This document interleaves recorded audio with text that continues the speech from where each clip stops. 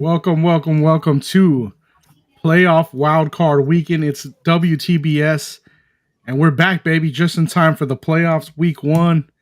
The last time you saw us was right before the new year when we were doing a UFC pod. So I'm going to have to ask you, fellas, how was the new year? How'd you bring it in, Roland? With some fantasy football championships, so that's we always go. good. Bringing in the new year, brought it in with a little cold though too, so just getting over that. But it's good. We're here to talk playoffs. We're getting into college basketball season, so all good on this side. Yeah, that seems like that cold was going around the New Year's. Ron, what about you? What'd you do, brother? Just celebrated, man. Had a good time. Celebrated some good bets. Actually, we had some good fucking action on New Year's Day, right, boys? We had some college football. It was like the week where we had like a game of football every day of the week. It felt like. So that plus the family. Yeah, how's it being a dad 2 months in? You know, how was the New Year's with that aspect? It's he went all night. He slept through the countdown, but then he stayed up after that, which was weird. But he knew what's up. It was a good time. Ben, what about you, brother? Yeah, I've been good, man. Happy New Year to everybody that's watching. Shout out Eddie already in the comments. Happy New Year to you too, Eddie. But like Ron said, it's been a lot of sports, a lot of football. No UFC. That's been the kind of sucky thing. Yeah. We did get that Tyson Fury rematch where he ended up losing against Usyk again. But just a lot of good football. We got playoffs this coming weekend. We got college football playoffs. So eager to get into it. Gotcha. Shit, we got UFC 311 in 2 weeks. Yeah, we got a UFC this weekend. It's Mackenzie Dern. It's this week. UFC's back. Yeah, Mackenzie Dern's back against Hebus, right, Roland? Yeah, I think so. Yeah, and then a pay-per-view after that. So the UFC drought's about to come to an end, but for now, let's get into the meat and potatoes of it all. The NFL playoff picture is here. And I want to show you all the bracket, just kind of give you an idea of who's playing who and at what time. Keep an eye out. There is a game on Amazon Prime, the Ravens and the Steelers. You need access to Amazon Prime to watch that game. Guys, I know Netflix did Christmas's NFL. It went really well. How y'all feeling about some of these games going to streaming services and not just being broadcasted nationally on CBS, NBC, or Fox? I think it's just a sign change of the times. I think we're all moving towards the streaming platforms as far as seeing more networks and more leagues kind of transition and test things out. We saw WWE go to Netflix with their debut yesterday with Monday Night Raw. So just stuff like that, just sign of the times. I think I was talking about it earlier with some of the guys. I'm just interested, with the delay in the live betting delay, I guess. When you're looking at these games, you're trying to bet like as action is happening, you will notice there's a delay if you're ever there on your live betting app. So it's just probably best to wait for a timeout or something. That way you're not, or a commercial break to go ahead and make those bets, because the live delay is probably going to be like 30, 45 seconds maybe on something like this. It can get up to a minute on some of the services. There you go. Yeah. Ben, what about you? Do you like having to have all these extra, services just to watch these games? Like, there seems like there's a subscription for everything now, and you need all of it just to be all in on the NFL. I actually just made a business decision and terminated my Peacock subscription. So not just for NFL. I'm more sad because that's where Law and Order gets shown.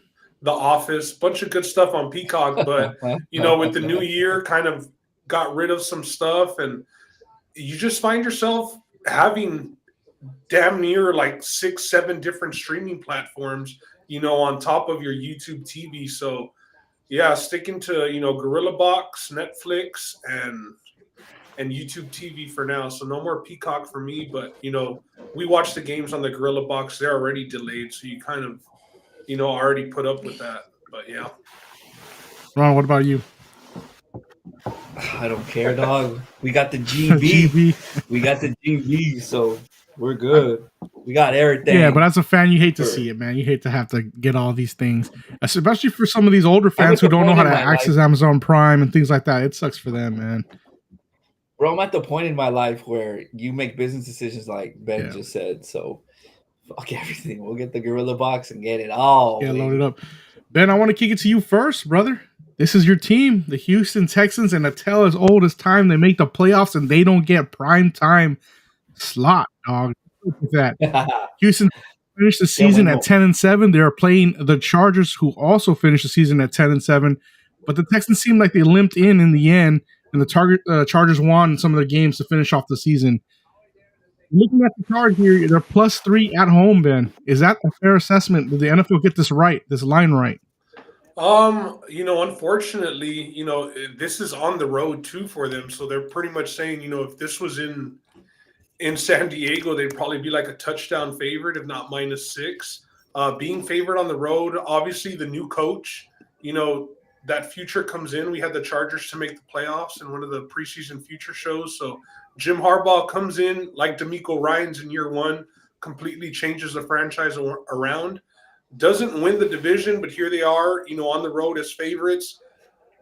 I'm not going to disagree with the line. I'm not -3, whatever. I'm not mad at it. A field goal game, that's anybody's game.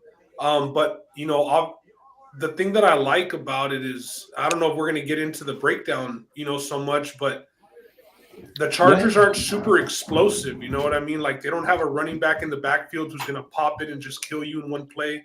They're a very physical team. I think the Texans can also be physical. So I do think that it's a toss-up game. I'm not saying I feel super confident. Last year in the wild card game, the Texans hosted the Browns, and we know Joe Flacco had the Browns offense humming. They had a really good defense, and the Texans came out and killed them.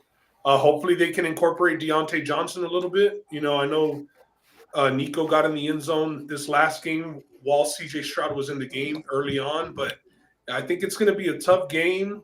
Thankfully, we'll be in the building this Saturday, so that's an automatic 3 false starts for the Chargers. You guaranteed it last year and it happened. I mean, that's something you might be onto there. But no, I think it's going to be a good game. The total is honestly what I'm looking at more. I kind of like the under. I think that this is going to be like one of those grinded out playoff games. We know the Texans do struggle to score some points. Luckily, they're at home. Both teams really good kickers, but I'd lean under 42.5. Ben, 2 receivers are out for the Texans. Who's that's out? I know Stephon Diggs is one of them. Who's the other one? Tank Dell. So 2 main players are out. Roland, last season, C.J. Stroud did get 2 playoff games in. What about that experience? What do you think that makes up for in this game? What was the question?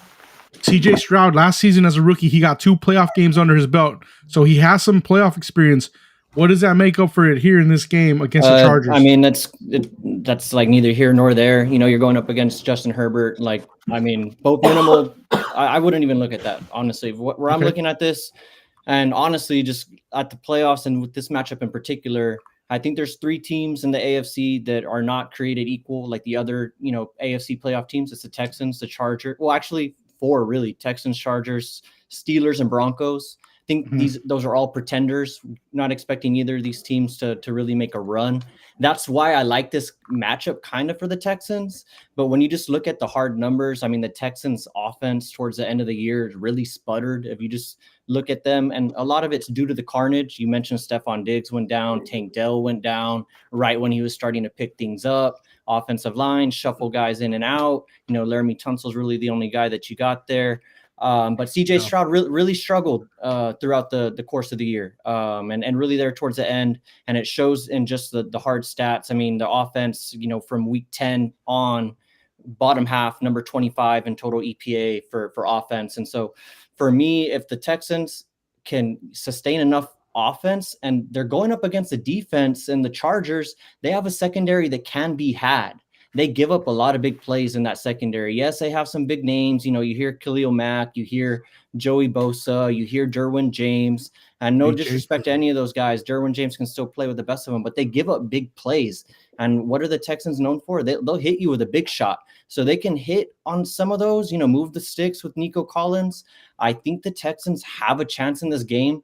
I think the line is right. I did see Texans +3 -115 today, though. So I don't know how current those odds are or what site you're looking at, but I do think people are taking that +3 with the Texans. It's going to come down to if they can get pressure on Justin Herbert as well, move him off his spot a little bit. Justin Herbert has played a pretty solid ball, mistake-free most of the year, really been leaning on that run game, but they don't really have any pop. They got J.K. Dobbins, shout out J.K. Dobbins, coming off torn Achilles, torn ACL, every injury you can name it, he's coming back from, and had an outstanding year. But this offense for the Chargers doesn't really have a lot of pop.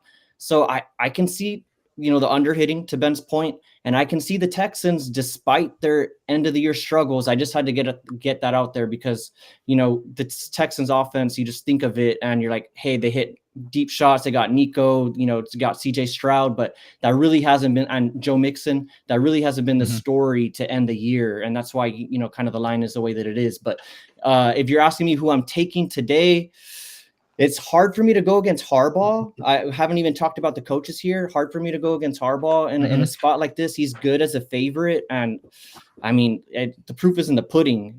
He showed up, and what have the Chargers been known for? They've been known for bottling everything and not even making the playoffs in the past with this group. And he comes in year one and they're in the playoffs. So shout out to him, but long story less long. Give me the Texans here +3. Ron, the Texans since the bye week have been 2-2. And as mentioned by Roland, they had some offensive woes. In those 2-2, they've only put up 21 points in those combined games. Who do you have Saturday night or Saturday evening? Well, this is going to be an easy way to get some cash, as your football weekend of betting starts, because this is an easy play right here. I just -3 for the Chargers for me all day long, for every single reason you guys said. Plus, the Chargers have covered 9 of their last 11. Herbert's 12-4 against the spread in his last 16. Harbaugh's 20-7. Houston's 3-5 at home, and they're ranked 30th in second half scoring. So if they do get down early, they're done. Basically, this game could be over by halftime. And some other stats I was looking at too right here. The Chargers are just 11-6, but they covered their last 12. They have the number 1 scoring defense in the NFL at 17.7 points game allowed, versus an offense that you guys just said is clearly struggling. All their weapons are gone. I think 47% of the time away teams are winning this year. So this whole thing about home field advantage is pretty much gone. And it's the playoffs too. We know this is where anything can happen. It can get pretty crazy. It can get pretty wild. But in this scenario for me here, the Chargers have rookies, they have vets, and finally they have a healthy Justin Herbert. How many times in his last couple games have we seen him scramble and run and get out of the pocket where he couldn't do that before because he's just banged up all the time? This is an easy play for me, man. I like -3. Get it now. That way you don't have to mess with anything as far as the hook goes. You'd hate to see a 3.5 and then have to buy down. Another maybe sprinkle. You could do Chargers team total. Something like that. I don't think that the Texans are going to score a lot of points and the Chargers are just going to move the ball really easy. Roland, you mentioned the coaching from the Chargers and getting them into the playoffs. We've seen Herbert kind of struggle before. Not struggle completely, but he's been unlocked to another level. How much of an advantage do the Chargers have Saturday night as far as coaching goes? We know we've seen Harbaugh have success in the college level, won a national title, and he's got a Super Bowl with the Niners. How big of an advantage will the Chargers have Saturday night with the coaching factor?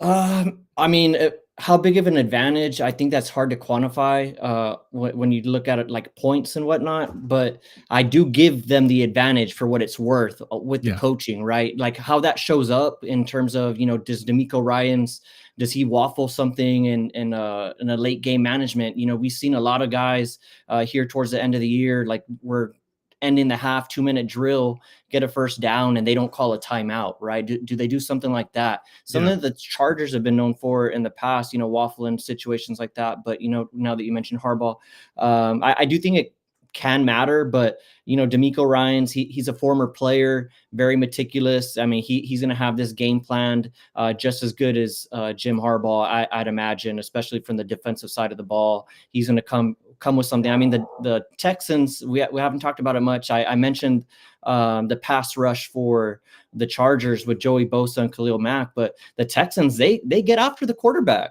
I mean, just with the Will Anderson and some of the guys that they got there, they're good at generating pressure on the quarterback. And I mean, it's strength against strength because I haven't even talked about the line for the Chargers. They got one of the best offensive lines. So, I mean, it's going to be a battle in the trenches, classic football game.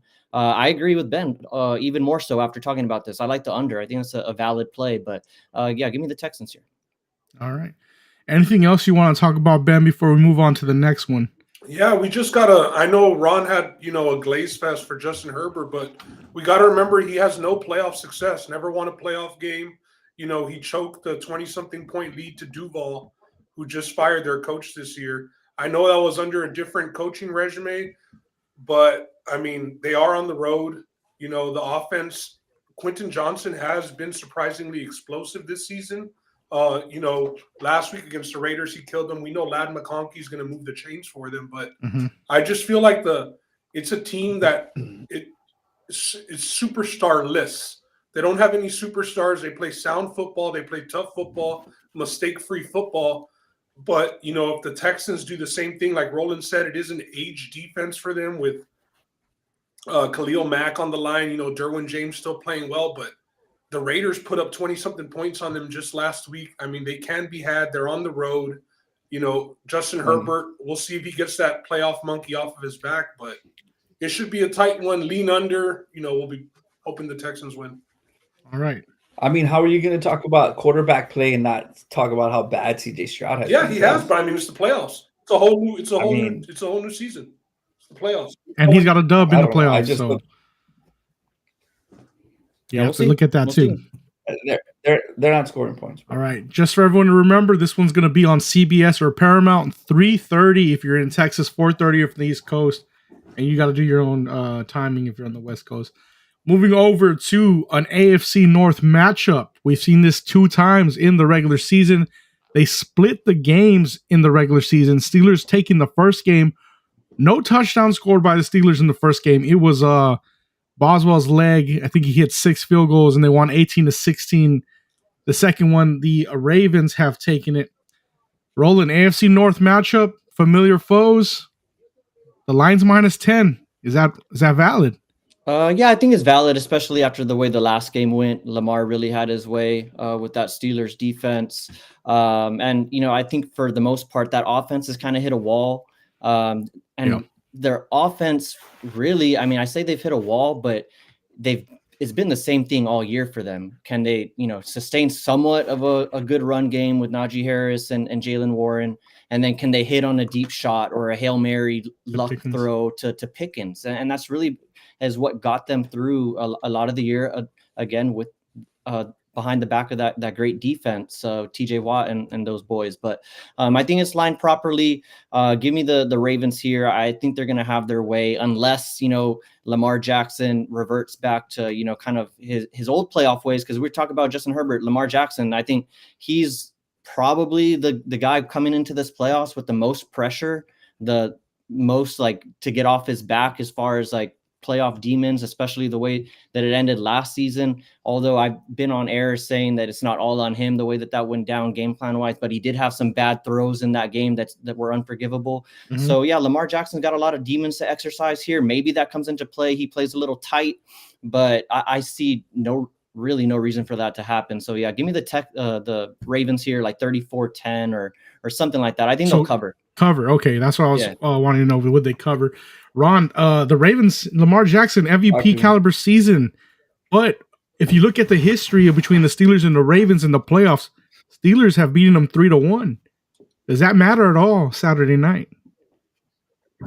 Yeah, clearly it matters. I mean, the team is way different now. You have a beast in the backfield like Derrick Henry, almost rushed for 2,000 yards this year. And, like Roland mentioned, the whole knock on Lamar was he can't pass, he can't make the throws. Okay, what do? Let's go get a back who's going to take the ball out of his hands throwing. Now he can, run the option more. We've seen what he's doing rushing. Yeah. So all that pressure to fit the ball in the tight windows and make the long throw, from in between the hash to the sidelines. He doesn't have to do that shit anymore because he just gives off the ball to Derrick Henry.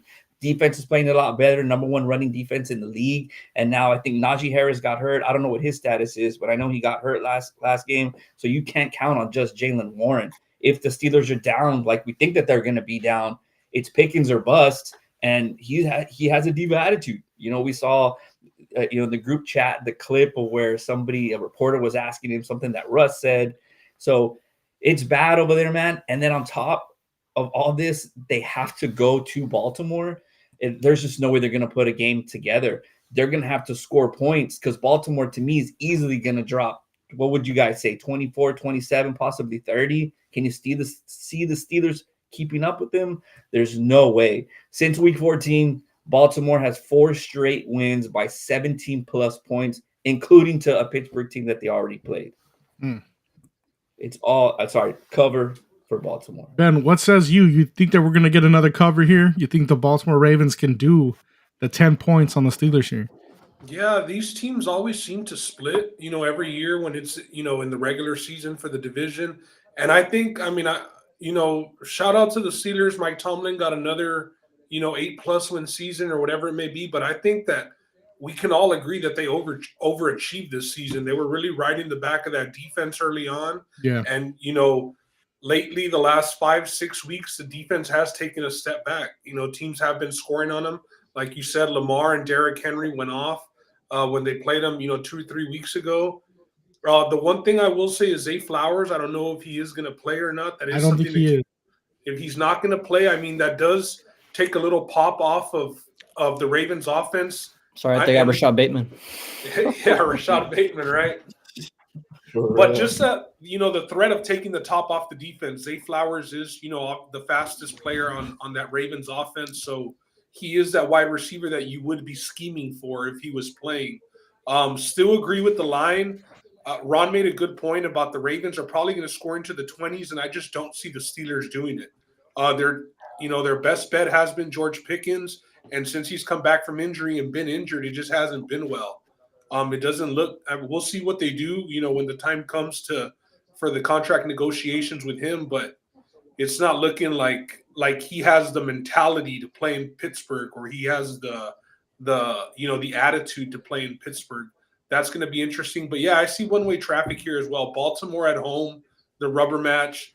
I think that they advance and set up that meeting with the Buffalo Bills.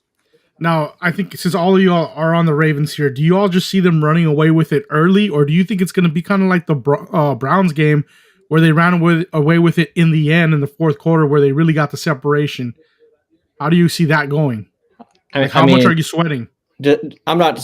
Maybe a quarter. I think the Steelers maybe keep it close for a quarter and a half, depending how tight the Ravens come out and play. And if the Steelers come out and have success early, that's going to be the key. If the Steelers can hit on their first drive and get the Ravens on their back foot, because again, we haven't spoken much about this unit, but the Ravens defense is not the Ravens defense that we all know. Partly the reason why Lamar has gone off, or not the reason why, but Lamar has had to go off because the defense has not been able to hold up their end of the deal in a couple of these games, and forcing the offense to have to go off. So the defense can be had. It's just the Steelers aren't the offense to do it, in my opinion. So maybe a quarter to keep it close. A quarter. Yeah, they can't be trading field goals the way they like to do the Steelers. I wouldn't mind Ravens first half. Ravens first half. And that's been a money bet. They probably cover, but Ravens first half. They just covered against the Browns in that first half, I believe. And I like them here. It's got to be like -6. And this might not be the game that it rears its ugly head. And another unit we haven't talked about, but we talked about Boswell, the guy on the other side of the field for that's kicking the ball, Justin Tucker. What's your guys' worry meter for Justin Tucker coming into this playoffs, 1 through 10? Justin, start with you. I would say 6 because he seemed to have gotten it right towards the end of the season. He did have a good period where he was messing up, but now he's starting to be a little more clutch with it again. So I would say a 6 because you never know when those yips crawl right back up your back and you can't get that monkey off. You know what I mean? Yeah, no, I get you. That's scary. What about you, Ron? What's your worry factor for Justin Tucker? I'm going to do a 3. Because I don't think that the Ravens will need him as much as they have in the past because their offense is so much more high-powered now. Okay. You don't have to stay in a 10-13, 17-14 kind of game, with the Ravens. Like I said, they've covered, they've won by 17 points, their last game. And their defense was trash, but they moved that safety or that corner to safety. Who is he? Kyle Hamilton, the Notre Dame kid. Dude, kid's a fucking crazy bastard back there. I think he changed the whole face of that defense because their last games, they only allowed 10 points against Cleveland, 2 points against Houston at Houston, 17 against Pittsburgh, 14 against the Giants, and then 24 to Philly, a game that they lost. So the defense is a lot better. What about you, Ben? Worry factor? Yeah, for JT? I'm still pretty worried. I'd say about a 7. I mean, I think from 30 and in he'll be good, but from 40 and 50, from 50, I still worry about him. Like it was pretty bad this season, bro. I mean, we were calling him cooked. Has he made any big Yeah, kicks? we were calling him washed for a while. We were. Has he made he hasn't been in the position to have to make a kick to win the Ravens the game. So how can we not be, worried about him? He has been kicking in non-pressure situations. I don't think that he'd be in a pressure situation here, but we were calling the guy washed, and he hasn't made a kick to say like, oh no, Justin Tucker's back. I don't think we've seen that yet. So I'm he's gonna say a 7. He's made his last 2 50-yard field goals. He made a 51-yarder against Pitt and then a 52-yarder against the Texans, but not really any pressure situations to your point. So yeah, my worry factor, I'd probably go right around a 6 or a 7 with you and Ben, Justin, just because of those struggles. And he is going to have to hit some field goals, especially with that matchup against the Bills or potentially a defense like the Chiefs, who are going to hold up their end of the bargain on the defensive side of the ball. And they're going to make you hit a field goal, and it's going to be outdoors. And yeah, everyone's going to be holding their breath. So I think 6 or 7 is appropriate for sure. Yeah, next round, we can revisit that topic, because if they win and, the team and the Buffalo Bills, who we're going to talk about, win, he's probably going to be kicking in the snow as well. So, I mean, the conditions aren't going to be ideal. Well, let's move over to that game, Ben. Bills and Broncos. The Broncos entered the season with low expectations, but they ended 10-7 under new head coach Sean Payton, and they got their guy, Bo Nix, Josh Allen, who I was low on to start the season, had him as my third-ranked quarterback to enter the season. MVP season. He showed without Stephon Diggs, without Gabe Davis, he is the guy. They got the number 2 seed. Ben, I'm going to go with you first because you were part of Bills Nation for a second. Do they cover at 8.5? Bills Mafia. Bills Mafia. Do they cover? Bills Mafia. But they didn't play last week. I think they just played that one drive. Bo Nix on the road. They did, get off against the Chiefs. The Chiefs were, doing the Broncos a favor just to keep the Bengals out of the playoffs. But although Bo Nix has overachieved this year, Sean Payton kind of has redeemed himself. He was right on Russ. He was right to get him, the fuck out of town. And he showed with, a rookie like Bo Nix, who a lot of people didn't have high aspirations on him, in the NFL, including myself. He's played really well, turned that team around. Him and Cortland Sutton have a connection. I do think that, if everything goes right for them, they could hang in this game. But you expect it to be some weather. The Bills at home. The Bills usually don't lose in the first round. I think Josh Allen, usually gets past that first round. They're favored by over a touchdown. I'd probably tease them down to under 3 here, with another team. But I do think that the Bills take care of business. Rolling 8.5 does seem to be a lot against the defense that's capable like the Broncos. What do you like about these bets here? Where are you playing them? Oh man, I honestly like the Bills. I never like taking lines honestly over like 6 or 7. Yeah, taking more than a touchdown in an NFL game. But I did mention at the beginning of the podcast that I did think that there were 4 teams in the playoffs that were not created equal. And the Broncos are one of them. And part of it, if you just look at their schedule, look at who they've beat and look at who they've lost to. Mm-hmm. A lot of the games that they've lost lost against, when they played against a team that's a similar competition or better, they've lost. They've beaten the teams that they were supposed to, which honestly, and I needed to start this whole take with this, so I apologize. But shout out to Mondo. Been coming on the pod a couple of years, been a few years early on his predictions, but his Broncos have finally come through and they're in the playoffs. They've got their quarterback. They got Bo Nix, but that's partially why I think they're going to lose this game. I think the defense can hold up for a little bit, but I really do think, the Bills defense will be able to take advantage of Bo Nix in this game. Bo Nix has played good when he's been forced to throw the ball down the field. He's shown that he's capable, but he's still, prefers to do that dink and dunk. His air yards per game is air yards per throw is still towards the bottom of the league, which is kind of where it was when he came into the league. We knew what he was. He's a, accurate quarterback. And that was kind of the knock on him. He doesn't really throw it downfield. Kind of the same story, but Sean Payton has catered his offense to that. You see a lot of quick passes, a lot of, there'll be a deep shot every now and again to Drew keep the Brees defense game on there. style. Yeah, Drew Brees game style. And, Sean Payton, kudos to him. He said it as soon as he drafted Bo Nix, that was the guy that he wanted. He could tailor his offense through Bo Nix, and it's kind of worked out. But when you're in the playoffs playing against teams that are, as good as the Buffalo Bills on the road, they're going to be able to key in on stuff like that. And I don't think that they have the guys outside of maybe Courtland Sutton to really beat you on a consistent basis. I know they have dudes like Vele who've shown that they're pretty consistent and good fantasy options. But I do think this is where, Cinderella, what's the saying? I think the clock strikes 12 here on the Broncos. That's good enough for me. You got there with that analogy. Oh, Ron, what do you think here? That was a good one. With that Broncos defense, you see Josh Allen putting up points and covering that 8.5. Yeah, I'm not gonna mess with the side here because 8.5's tricky. You could always see like the 2-point conversion kind of stuff. You could see a late field goal that's either going to help you or hurt you, so a team can go up 2 possessions. So I'm not really gonna mess with the spread, but I do love the over here. I do love the over. So Denver scored 27 points in their last 6 or 7 games. And let's face it, the Buffalo defense isn't the greatest defense out there either. They can be, leaky. What else do I have here? Buffalo 6-2 to the over. They're over in their last 8 of 11 games. Denver 6-3 to the over on the road. And I think to me, as long as the weather doesn't like crazy blizzard, I think that Josh Allen's going to do his thing. You boys know he's going to get at least 2 to 3 tutties, rushing and passing. And if you're the Broncos and you're Sean Payton, he loves his QBs. And he's going to let his young QBs sling it around. Their running game hasn't been great to begin with all year. They throw like 3 or 4 different backs out there, it feels like sometimes. So they're going to have to be throwing up the rock. Courtland Sutton can have a sneaky good game. You never know. The younger receivers aren't, terrible either. So I'm going with the overs here. Right now, I see it at 47.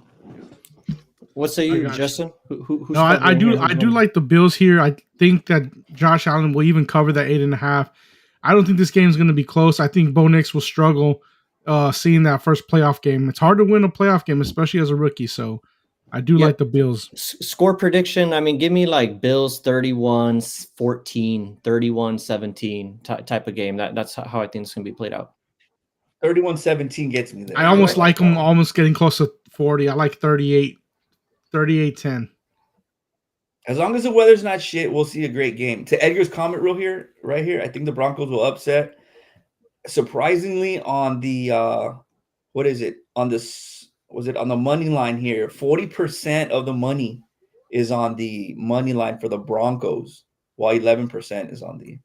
I know the line's crazy. I think them winning is crazy. I won't say that them covering is not crazy, but I don't see the Buffalo Bills dropping this game. The only legit team that the Broncos have beaten this year, other than Kansas City with the bench, don't count that, but they beat Tampa Bay week 3 on the road 26-7 before Tampa Bay became what they were this year, and then they beat that. What week was that, Roland, that they beat Tampa? They beat Tampa week 3, and then they beat Atlanta week 11, and that's it.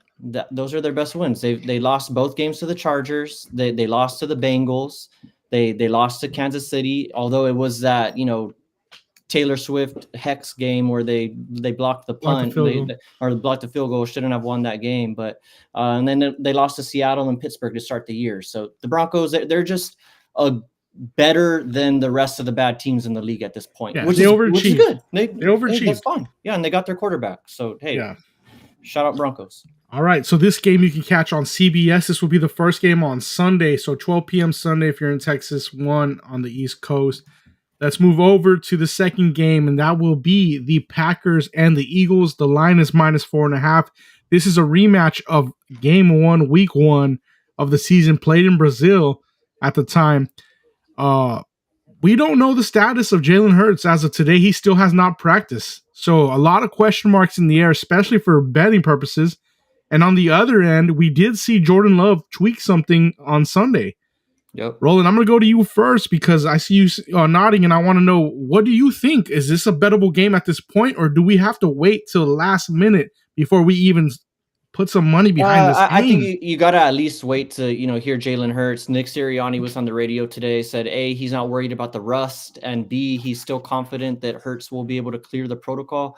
But on the other side, on the injury front, big news, and I think this is why I'm siding with the Eagles. If Jalen Hurts plays, I think the Eagles win the game. No Caleb Watson. I know that doesn't sound like much. He's kind of been in and out of the lineup for a lot of his career, but yeah, torn ACL. He is their vertical threat. And to your point, Watson, Love is kind of hampered right now. So as long as Hurts plays, I think this Eagles defense is one of the best units in the league, if not maybe the best. I would say. I mean, they can do a lot of stuff. They got guys in the trenches. I mean, Jalen Carter is really, taking a next step this year. You talk about the guys they got back in the secondary, the two rookies, Quinyon Mitchell and Cooper DeJean. So yeah, these boys are playing at a real high level. That defense turned it up at a certain point in the year. I can't really put my thumb on when it happened, but yeah. The only other thing I want to say, does anybody else watch the Packers games and just think that Matt LaFleur always looks like he's pissed off, or is it just me? Because I watch these games and I'm just like, Matt LaFleur is always like dropping F-bombs, or he's just pissed off at something. I mean, that's the life of an NFL coach, but I just feel like Matt LaFleur is extra spicy on the sidelines. I have not paid attention to that. I'm going to keep an eye out for that because I do notice it with some of the Shanahan guys that they do look a little upset, but I haven't noticed it with LaFleur. So I got to pay attention to that. Ben, this game was played week 1 where Philadelphia won 34-29. Now this is week 19 for all intents and purposes. Not the same teams from week 1. Do you take that into any consideration, that week 1 scoreline? It ended up being a really good game that week. Wasn't that the game with the turf? The turf was bad. The turf where everybody was slipping. Mm-hmm. We still got the over to come in, I believe, because everybody was slipping. But, in this one, I mean, are we going to see Kenny Pickett? I think that this is a pretty long time already for Jalen Hurts to be in concussion protocol. I mean, maybe they're just going safe because they knew they couldn't get the 1 seed and they were just kind of locked into the 2 seed. But he hasn't practiced, so it is there's an issue. Right. But it's a concussion issue. Like, it's also, I mean, for sure the starting quarterback should practice, but I mean, Jalen Hurts could go till Saturday without practicing and still play on Sunday. He's a cemented starter. And I mean, Barkley's healthy. So, fuck it. Like, Barkley's healthy. Throw him out there. Yeah, give me the Eagles. Jordan Love. And even then, I do think Roland talked about the Eagles front. If they can stop Josh Jacobs, I think that they have a, pretty easy route to winning this game. The thing for the Packers has been the resurgence of Josh Jacobs, because in the first half of the season, he was kind of mid. We did see them win games without Jordan Love, but Josh Jacobs has been a beast second half of the season. Monster. An automatic touchdown pretty much every game. They're feeding him the ball. They paid him that money. He was their big running back addition, and they're using him. So I think, whichever running back has a better game, essentially their team has the best shot at winning, whether it be Barkley or Jacobs. But I do like the Eagles here at home. And I would, to your initial question, I would probably wait to get the news. Yeah. Because if Hurts does get ruled out, I mean, who says that it doesn't get to like -3 Eagles? And then for sure I like the Eagles, even if it's Pickens. Yeah. Ron, Ben, and Roland are on the Eagles, but we see a lot of cheeseheads in the chat. I mean, we got a lot of cheese in the chat. So yeah. Where are you at on this one, Ron? Man, these cheeseheads need to chill is what these cheeseheads need to do. No, he needs to chill. Who else is in here? Say Oscar. He's not in here, but just come on, dog. Hey, Mondo, chill, dog. Chill. Hey, no, give me the Eagles here, boys. We can talk about injuries, but even if a fully healthy Green Bay team went into Philly, there's no way that they're winning the game. Just to be, they don't have enough firepower.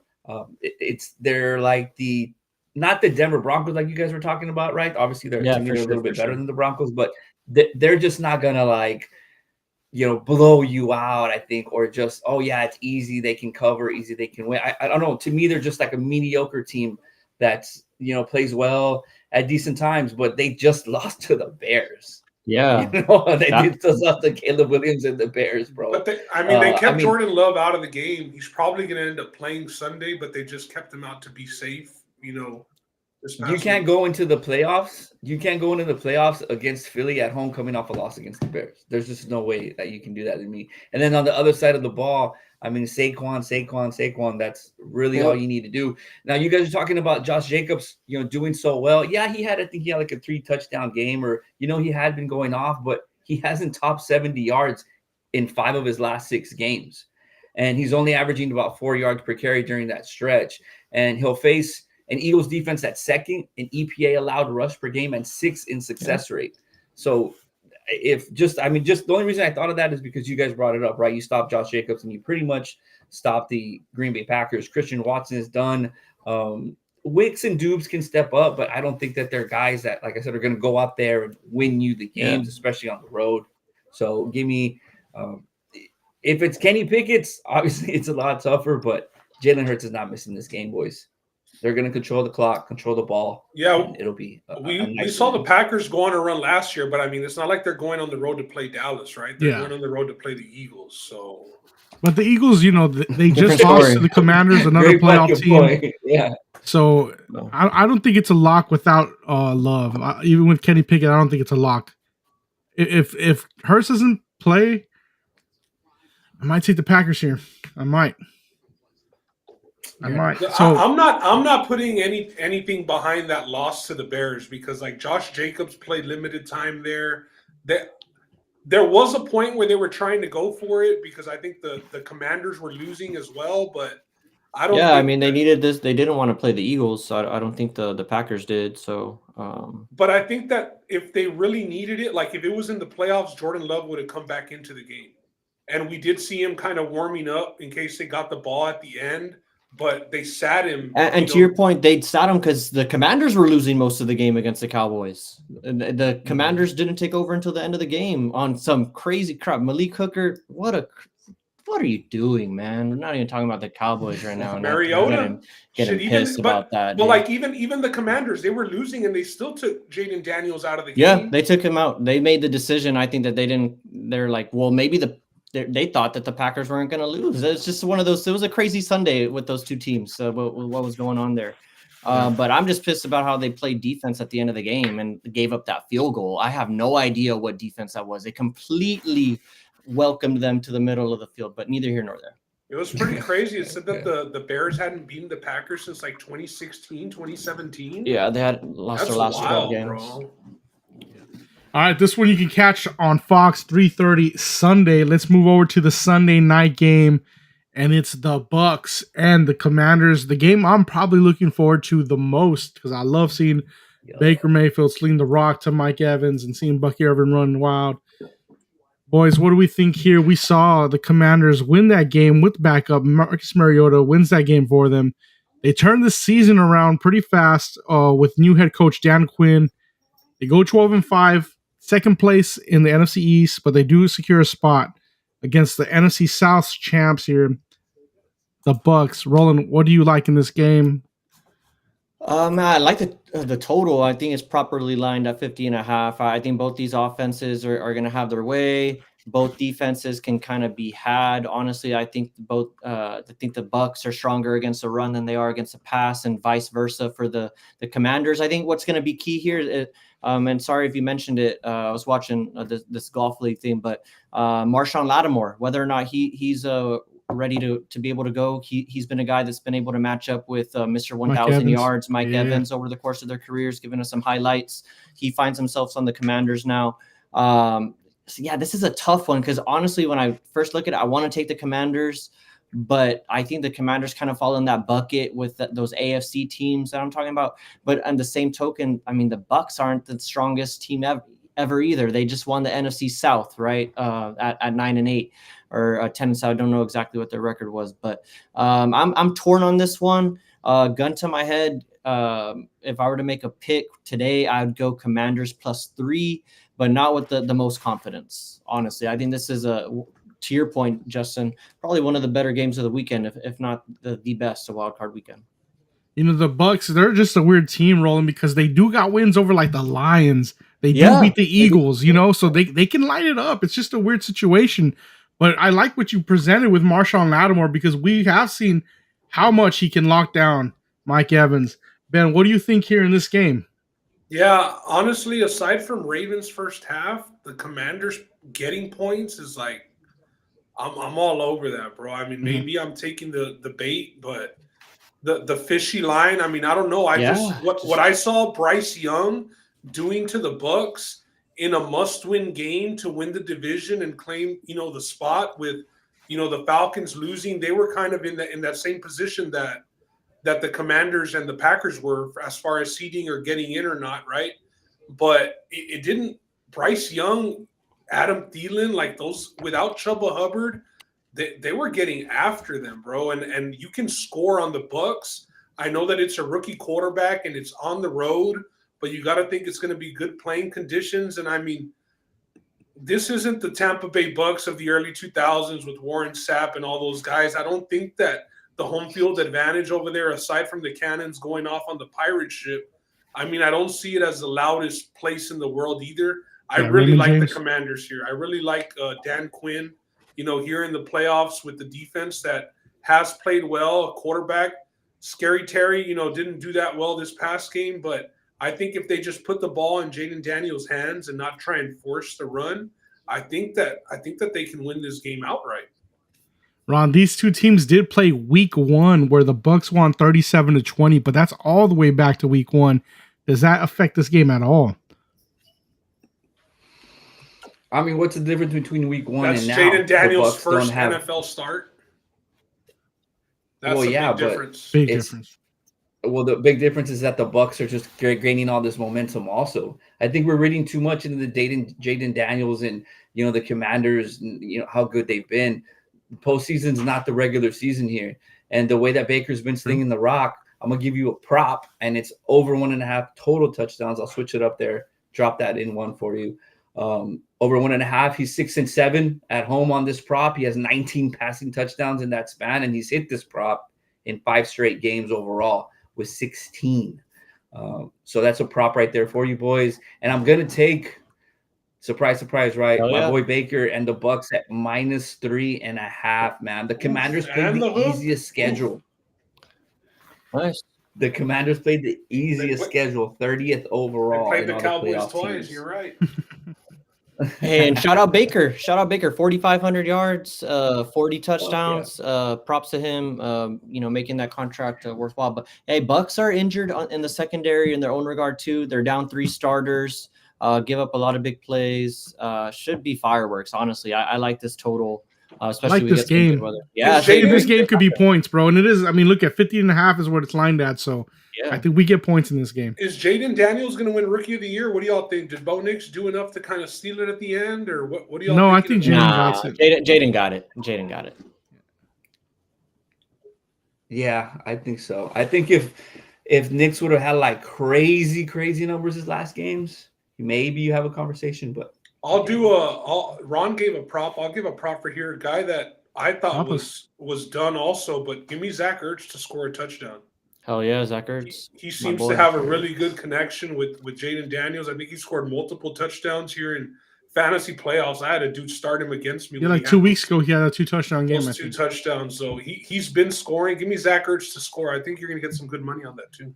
All right, this game. One last thing here for me is just, we know the Bucks are going to get into the red zone, and I think this game's going to come down to who's scoring touchdowns and who's kicking field goals in the red zone, and I think that's where the Bucks have the advantage. There we go. Right there. All right, this game can be seen NBC Sunday night, 6 p.m. You can watch that out. We do have a Monday Night Football game, and it's a rematch here where the Vikings, with one of the best regular season win totals here at 14-3, have to go on the road, go to L.A., see Matt Stafford and them boys. Vikings -1.5 rolling. What do you think about that? Oh, man. This is a great game. I take it back. This is probably the best matchup of the week. You got Sean McVay versus Kevin O'Connell.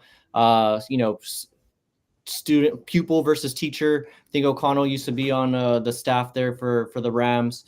Who do I think is going to win the game? Just getting right to it. I think the Rams. I think this is lined this way for a reason. You know, the Vikings, they're 14-3, ran at the top of the NFC most of the year, but they come into this game only a favorite, about a 1.5 point favorite. You would think they'd be even on the road, and you got to think the Rams don't have the best home field advantage. You would think a team of the Vikings' stature, their record, they'd be lined like at -3 at least. You'd be laying a field goal, even on the road, I think, especially when you're considering SoFi is not the scariest place to walk into. It's not like, well, actually, no, they got it at home, right? They're not. It's in LA. Yeah, in LA. The Rams won. I'm sorry, it's because the Vikings were atop the NFC most of the year. Yes. I couldn't believe it, but yeah. So SoFi, not the craziest place to play necessarily, but I think we saw something last week, and I don't want to be a prisoner of the moment because it was a high pressure situation. It was a big game. It was for the number 1 seed. It was for the NFC North. But I think when we saw the Lions decide to blitz on more than half of the plays in the game and get pressure on more than half of those blitz attempts and affect Sam Darnold the way that they did in that red zone. Red zone especially. He airmailed at least 3 and missed a couple of just like throws. He was shook, bro. Just off of the pressure. And what do the Rams have? They have a pretty good pass rush. I mean, they got some guys that can get after the quarterback. I know we like to talk about Puka Nacua, Matthew Stafford, Cooper Kupp, Kyron Williams, all the guys that they got there, getting back Tyler Higbee. Shout out to him coming back from injury, scoring some touchdowns. Jay Whittington, shout out to Texas Longhorns. But I think this sets up great for the Rams to come up and upset the Vikings. No disrespect to Sam Darnold, but I do think, we've seen him play, I guess, at a certain level, which is, if you're going 1 through 10, we see him play, subpar for most of his career. He's, hit this kind of, had an epiphany maybe or a breakthrough here, year 6 or 7 in his career, thanks to Kevin O'Connell. But he's a guy, he has to be in a spot. Once you move him off his spot, you can get him rattled. And I think that's what the Rams are going to do. Give me the Rams +1.5 and give me Sean McVay. I know he's going up against Kevin O'Connell, who I think should be consideration for coach of the year. But give me Sean McVay to beat his former assistant. Ben, this game was played in week 8 where the Rams won 30-20. Now, that's 10 weeks ago. What do you make of that? Yeah, I liked the Vikings against the Lions in that game. And, I mean, it was a lot of missed opportunities by them. I mean, they were in position. They were in the red zone so many times during that game. They went for a turnover on downs. They settled for a field goal. Justin Jefferson, only 3 catches that game. The DB that was guarding him said he was like Chick-fil-A that you go, on Sundays, everything around him is closed and shit. He was getting bars off on Jettas, bro. And but again, I'm going to go with the Vikings here. I hear what Roland's saying about, kind of the scheme that they had Darnold on with getting pressure on him. But that coach and also Aaron Donald's not walking through that door. I mean, yes, maybe the line is good, but, Aaron Donald is gone. Hey, don't disrespect Jared Verse like that. He's a beast. Hey, look up how many sacks he had on the season, but, Aaron Donald isn't walking through that door. Give me the Vikings here. I think that they get it right. That was a pretty embarrassing loss in a very big, big game situation, which kind of answers those questions that a lot of people had around Darnold. I mean, if he loses this game, I don't think that the Vikings end up re-signing him. I think that they kind of just play their cards with the rookie that they drafted, with the knee injury. But Sam Darnold, yes. JJ McCarthy? JJ McCarthy. Yes, they lost 3 games, throughout the season, 4 games. And lost the division, but it's the big ones that matter. And Sam Darnold did look like shit last week against the Detroit Lions. He's playing in a dome. There's not going to be any weather at hand. You gotta get the ball to Jettas. You have arguably the best wide receiver room in the NFL. With the Rams. The Rams have a very deep wide receiver room as well. But I like Minnie on the road here. I don't 1.5. Give me the money line, whatever, -140, -135, whatever it is. But give me Minnesota this week. Ron, what says you about this week 8 rematch? Sometimes the juice. Worth the squeeze. Worth the squeeze. That's what my boy Ben's going to do. I'm not going to touch a side here. I'm not gonna P Diddy this stuff. I'm not gonna touch anything on the side, but I will touch the over. I'm all over the over here. Ben saying the Vikings are gonna have a bounce back game. Roland's talking about the coaching. Sean McVay, guys. I mean, championship experience here. He knows what to do. He knows what plays to call. Situational football. He gets the job done. He's gonna get his offense down the field, whether it's with field goals or with touchdowns. The Rams are going to score some points. You're not going to shut down Jettas in that Vikings offense 2 weeks in a row. It was just an anomaly, what happened against the Lions. So I'm going to go with the over here at 47. What else did I have for you boys? Oh, yeah. So as far as, we haven't talked about the public and the money. I touched on it a little bit. Ben's siding with the Vikings. Roland's on the Rams. 76% of the public is on the Vikings. 92% of the money is on the Vikings as well. And the spread runs that way too. So we'll see if the public is wrong or right. All right. This game will be seen on Monday Night Football, ESPN, ABC, or ESPN Plus. If you have ESPN Plus, you have access to it as well. Those will be the games there. But let's not leave out the other playoffs that are going on, fellas. Let's get into the semifinals real quick, where we got Ohio State and Texas, Notre Dame versus Penn State. Roland, I want to talk about all these conference winners with the bye week all eliminated now at this point. Roland, first year of the expanded playoff to 12 teams. What do you think about all these conference winners being out already? Did the seeding get it wrong? Should they be reseeded once the first round goes in? What says you, brother? Oh man, I think they got the seeding wrong. Like I don't think there's any way. And I mean, they just gotta maybe revamp the whole seeding system. I don't know if reseeding after the first one, but the number one problem that I have is like Boise State, Arizona State. Those teams should not have buys. Like, yes, they won the conference, but that's not the way that should work. I also see a problem with Oregon. They're the number one team. They went 13-0.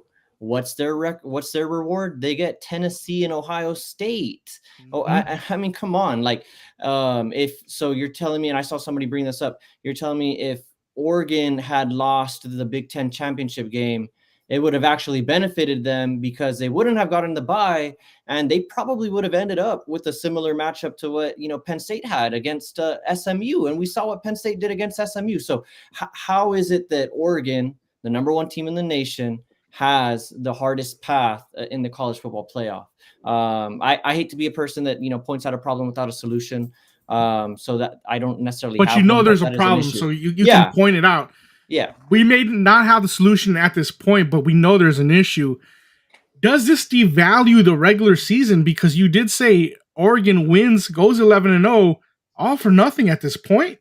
I mean, they got no benefit of winning every game in the regular season now. Yeah, no, I mean, it comes down to the conference champions getting the automatic buys. I think that's one thing that's probably going to get done away with. And it's probably going to just be a straight ranking system. Honestly, I think that's the first thing that they got to do. Just where do you end up in the rankings? And to me, I think that makes the most sense. And it might suck. I think if you win a conference, you should get in. Because that's a little hairy, right? Because like Clemson should never get a bye when they're losing that many games, but they won the conference. Yeah, exactly. And because then you go to Arizona State, right?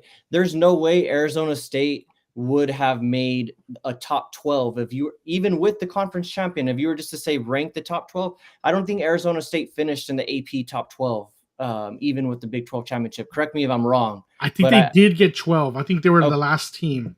Okay, because I would say, conferences like the Big 12, and the Big Mountain 12 West Conference doesn't deserve a bye. Well, the Big 12 just always gets disrespected the whole year, right? Like they don't have a team in the top 12 for a lot of the year. If you looked at the rankings, up until the end. So right away, and then you're going to give them a bye just for winning that. So that's just the main thing. But I'm never going to complain about more football. I like these matchups. I love the campuses hosting the first round of the playoffs. I would like that to go on beyond just the first round. I like how some of these other, the FCS does it. I think love the FCS home games in their playoffs. I'd like to see that, but yeah, I love the home game atmosphere. I think that was awesome. Seeing DKR get packed for that Clemson matchup, seeing the Notre Dame, Indiana, the one that kicked it off. That was epic. So yeah, it was great start. I'm not complaining.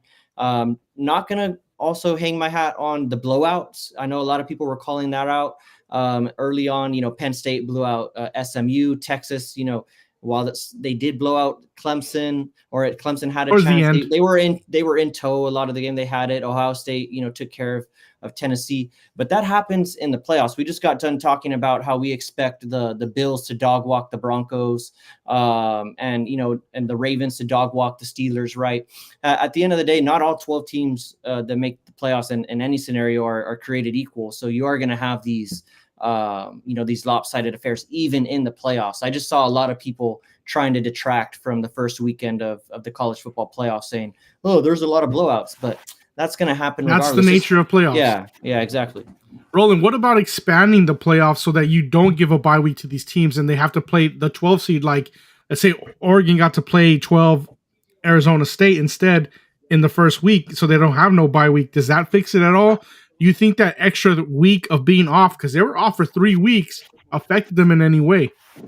Yeah, I definitely think being off for 3 weeks affects you. I mean, we saw how it used to affect teams just waiting to go and play like the BCS National Championship. They're off for 3-4 weeks waiting for that game, and then so you kind of replicate that here. So if you expand the playoff, kind of take away that bye, make them play that extra game, I think that's definitely valid, especially if you wanted to kind of take away the rust factor. Because I mean, I can't help but think that who was it that Oregon, I can't help but think that they weren't a little rusty, even though, yes, Ohio State, no starters. I mean, they got some dogs on that team, and once they use the weapons like they're supposed to, we've seen what they can do.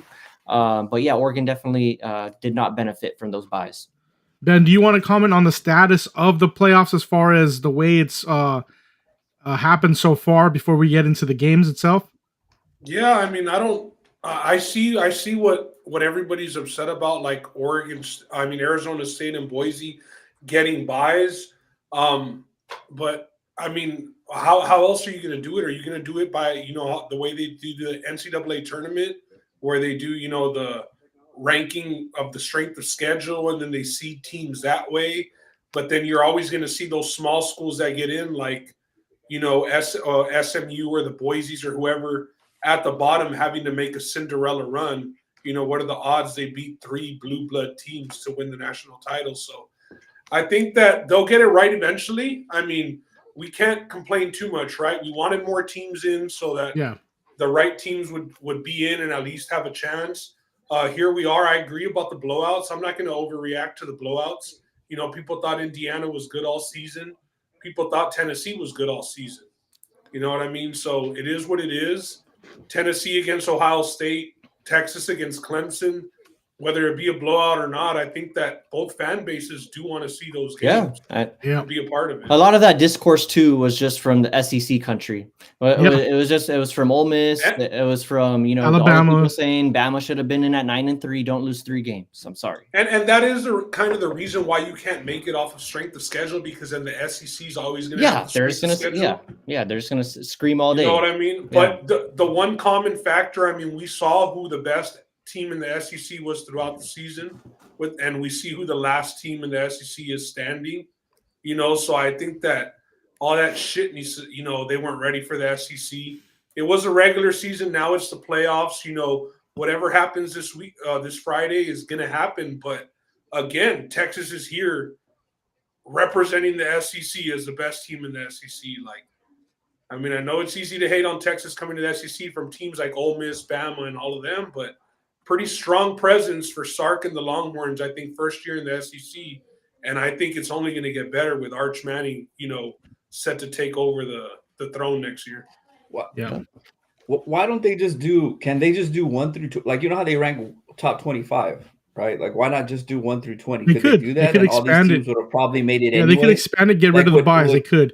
Here's the thing, wrong. I think they need a commissioner at this point. I think college football with the NIL and the way that's all worked out, I think it needs more regulation because it's still the Wild West as far as sports goes because there's no cap on these NIL deals. You can pay a kid X amount of dollars and just win them over by money. We saw that happen with Michigan recently where one of the richest dudes in the world's girlfriend is a Michigan fan and they just bought a kid over to come over to Michigan. So I think a commissioner on is what college needs at this point. Things people will do for love, man. People will do for love. If you do 1 through 20, Larry you can have Ellison. the Cinderella stories. That's him. Ben said, and that's pretty cool because you could see. I mean, you saw Arizona State almost upset Texas, so that's like Ben mentioned basketball. It's kind of the same thing. So, you could see a 20 knock off of one. I don't think in football it's too physical. Yeah, shout out Cam Scatabo though. It would take a lot to see 20 versus one get knocked off like that.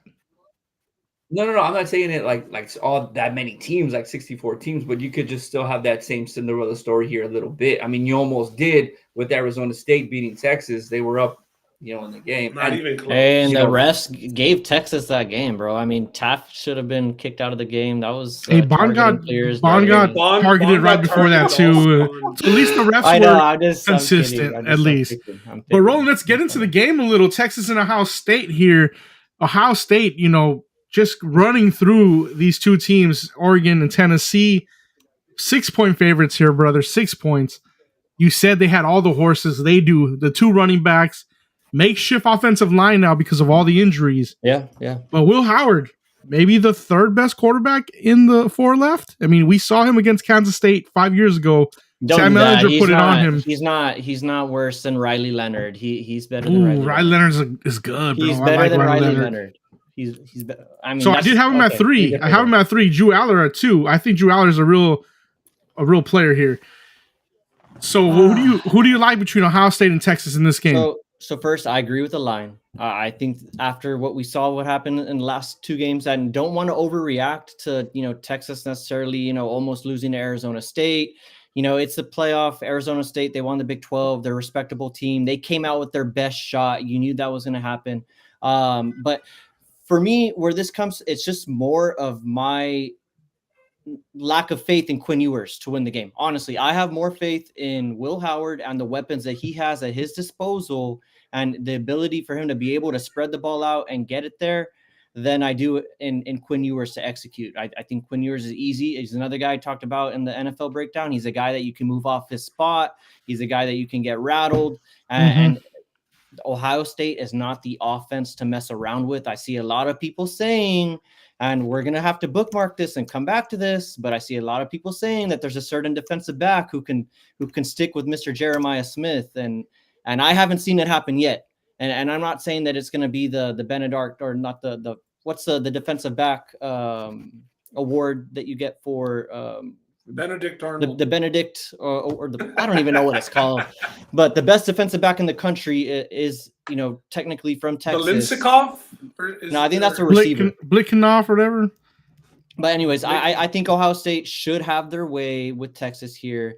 I could see Texas maybe backdooring to cover, but I see this maybe being the Thorpe Award winner. I see this being like 34-23 Ohio State, something like that. If Texas comes out and gives their absolute best, then I think they have a chance. But I really have not seen that. Can you point out a game where you have seen Texas that they're like, this is the offense, it's humming, Michigan start to week finish, 1, right? That's kind of my point here.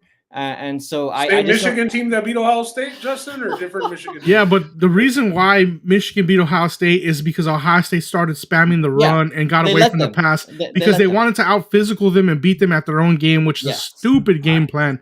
But when you see Ohio State game plan correctly, the Chip Kelly way, you get the result you do against Oregon. And man, do they got a roster on them. They got dogs, bro. They really do. Yeah, so I'm gonna find it hard pressed for Texas to pull this out, but hey, I'm all for it. I've been a Texas detractor, but I wouldn't mind seeing it. I mean, don't get me wrong, I wouldn't mind seeing it. What do you make, Roland, of Quinn Ewers having better passing stats than Vince Young and Colt McCoy?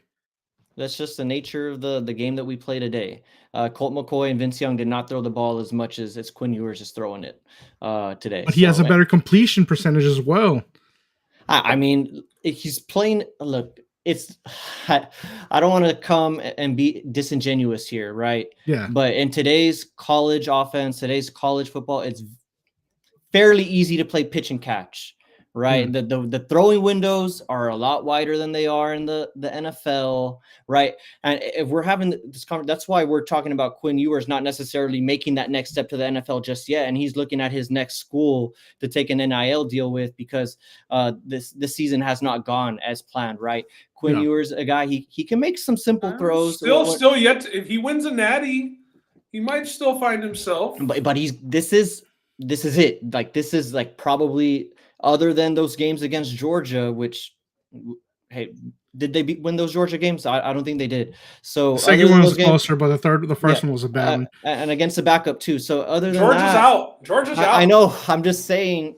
I don't have. I think, Roland, the biggest difference between Quinn Ewers and Colt McCoy and Vince is that Colt and Vince, sure, they had similar passing yardage. The difference is they were able to rush. Quinn Ewers, you get him seeing his shadow, and the guy wants to fall down. I mean, that is the difference. Yeah, he takes care of the ball really well, but he doesn't have that extra factor where, you know what, the legs come into play, where you have to worry about that. And college quarterbacks that win the natty, they can move the chains with their legs as well. And Quinn Ewers does not have that ability. I'm sorry, he doesn't. Will Howard can absolutely run over a dude and get that first down. That's going to be the big difference in the offenses for me. Before Ben gives us his take, Justin, who do you side with in this game? I know you like Ohio State, but you're a Texas guy at heart. I got to go Texas because that's my team no matter what. Even over Ohio State. I like Ohio State a lot too, but if I had to bet, I'm not going to bet this game. My money would be on Ohio State, but my heart is with Texas. I can't pick against Texas. If you were walking to a betting window, you'd put your money, and I was like, hey, I need you to make me some money. You put it on Ohio State. Okay. I'd put Ohio State -6. The floor is yours. Yeah. I mean, right. I think we'll just start at the coaching. I know that there's been a lot of question marks about Sark. I don't think Ryan Day hasn't, he's done nothing but come up short. I mean, they're flying planes, over the stadium saying extend Ryan Day after losing 3 straight years to Michigan. It's not like the guy does choke in some big games. I mean, I know Justin said Chip Kelly can call it out. Maybe Chip Kelly will bail him out. They have been humming here. But those defenses also didn't look very good against him. Texas defense, for the most part, has looked good. I know, they were just on the field a lot against Arizona State, and that's why, Scatabo did end up having his way. But outside of Scatabo, nobody else did shit for Arizona State. I like the defense for Texas. I agree that Ewers is not the guy. I'm not going to sit here and be like, no, he's going to be the one to get us over. No, Will Howard is better than him. No doubt about it. It's just the big stage. Obviously I'm a Longhorns fan. Do I agree with the 6 points? No. Should Ohio State be favored? Yes, they should be favored.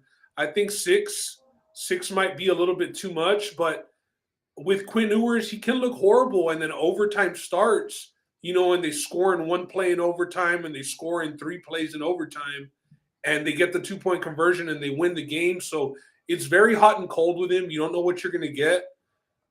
I'm ready for next year, but I'm not ready for next year bad enough to where I want to lose this game. For sure. You know what I mean? I think that this is the toughest test here. I think if they get by, this feels like a national championship, like the way that Georgia and Ohio State was a few years ago, where that game mattered more because whoever wins is probably going to win it all. And my prediction was Texas against Ohio State, like going into the SEC title game before this, the dust had all settled on the seeding and they were on the same side of the bracket. I had them playing each other in the championship, but yeah, this kind of, I think whoever wins this game will probably be favored against, the game that we're going to get into here next. But man, hoping for the best. I'm not going to say that, I'll take Texas money line, but if I'm getting 6 points, I will take the 6 points. We have seen them coach against each other before, Ben, in a championship game where Sark was the Alabama OC and Ohio State had Ryan Day, and and Sark had his way with Ryan Day. Roland, do you think the 6 gets covered by Ohio State? Yeah. I said my score. I have this 34-23. If it goes right for Ohio State. Yeah, this is a shout out Daniel in the chat. This is the opener next year too. So Texas, at Ohio State week 1 next year. So whoever does lose will be licking their chops, have that first game of the year circled, and I think whoever loses, you might want to go the other way. We'll get to that next year, right? But it's going to be a long time to be. With that sour taste in your mouth, whatever team loses this game, knowing that you have the other team week 1. Let's move over to the other side where we have Notre Dame and Penn State. Similar builds, tough teams, great runners. Marcus Freeman versus James Franklin. Roland, who do you like in this game? Man, first of all, I wrote off Notre Dame kind of early in the season. They had that after really the bad Northern Illinois loss to Northern Illinois, but then they reeled off all these wins and got here. So credit to them for turning it around. Shout out Marcus Freeman, and that's who I'm going with in this game. I'm going with Notre Dame. I'm not gonna bet. We talk about big games. I know he's won 2 playoff games, but this is this is the craziest way for James Franklin to get a life contract at Penn State, because it was already questionable as how he's staying there for so long, because he has not won a big game in his career ever. Yep. He's just Mr. 10-2, make an offhand bowl game, be in the conversation for the Final Four until someone knocks you out that's similar or better than you in terms of team profile. And I think that's what's going to happen here.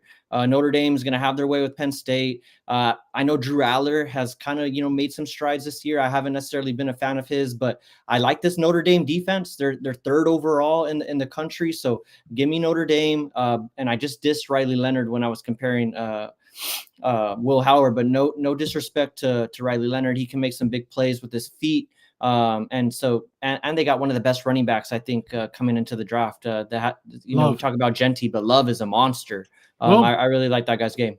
Penn State has a hell of a running back in Katron Allen as well. I think these builds are so similar. It's going to be hard-nosed running the ball on this game. Yeah, give me Notre Dame, though. That's Notre Dame? Yeah. Ben, what about you? Notre Dame or Penn State here? Yeah, this one, it's kind of like yesterday. I asked you on the group chat, I said, hey, Justin, who do you have winning this FCS title game? I hadn't really kept up much, right? And you said, North Dakota State has had the harder path to the playoffs. And here, when you look at these teams, I mean, yeah, maybe Indiana wasn't as good as they were all season, but probably better than an SMU team. And then you go up against Georgia, and they did dominate Georgia. It was a backup quarterback, but for the most part, they had their way. The defense was very stingy, and the quarterback for Notre Dame really knows when to take off running, very timely with that. Good runner. I like Notre Dame here also. I mean, I know James Franklin always knows the spread and is always trying to cover a spread. This is a big lifeline for him. Like Roland said, getting that possible lifetime contract. You got SMU, you got Boise, and then you're 1 win away from the Natty, and you're playing Notre Dame. Like, you avoided Texas, Ohio State, all these, Georgia. I mean, they had a pretty easy side of the bracket, all things being considered. They had Georgia and Notre Dame on their side, and they weren't going to have to play them until the title game. So very easy path for Penn State, but I think this is where the road ends for them. For Notre Dame, they went out and hired, that the coach that, all the players got hype about, and a lot of people kind of questioned it. It was going to be a good culture hire, but, can he really get it done like that? X's and O's. He has frozen up in some games, like you all mentioned with Northern Illinois and whatnot. But here against James Franklin, I mean, he might actually have the coaching edge, as young as his coaching career is. Because we know that James Franklin is known for bottling big games up. So I like Notre Dame here. I think the spread is close enough, too, to where you probably just go Notre Dame money line and, hell yeah, enjoy the game. Yeah. I'm going to go with you. I would like to see an all Big Ten final just to see the SEC squirm a little bit, but I think Notre Dame will win this game as well. Guys, a lot was said about the Rose Bowl, saying the Rose Bowl should be the site of every college football national title. What do you guys feel about that? Do you think that's true? Should we have the Rose Bowl be the championship every year? Man, that's a good question. I like some of these, epic NFL stadiums that they play at, like when they put it in the the Falcon Stadium there in Atlanta. I like that. But the Rose Bowl, I mean, that's what do they call it? The granddaddy of them all. It doesn't get better than that. So yeah, I wouldn't mind. It's a weird situation, man, because a lot of the teams that have won the national title are on the east side of the half of the 50. You know what I mean? No West Coast teams have won the national title in the last 20 years. But should you make these fans go out there and enjoy beautiful sunny California, enjoy Pasadena, and get to enjoy the Rose Bowl? That's actually why I was going to say that it's a good thing, because, you know, you do have it in Atlanta or New Orleans, but you get, you know, these Georgias, the Alabamas, and it ends up pretty much being a home game for them, like it is in the SEC title game when it's played in Atlanta, and Georgia's in there every year. So, you know, it's California. You're going to have nice weather out there. I know it's not a dome, but you're going to have nice weather. That is the only other thing is, you know, you play in these domes and you get the best atmosphere for some of these offenses, and the games really deliver.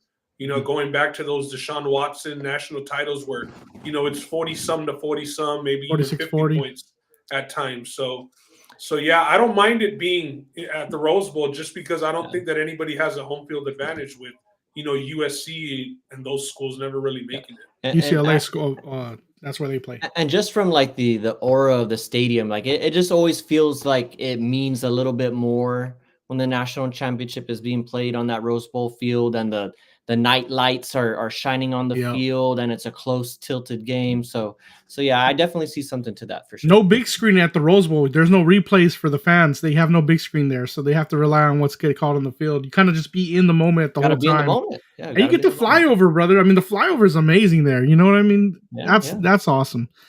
But yeah, I'm excited about college football this weekend. I'm excited about the NFL wild card. It's a good weekend, boys. Thursday night, it all starts up. Thursday night, you're going to get Notre Dame, Penn State. Friday, you're going to get Ohio State, Texas. And then you're going to get Saturday and Sunday, NFL dominates. I mean, what a weekend for sports fans. What a weekend for football fans. And to cap it off on Monday Night Football.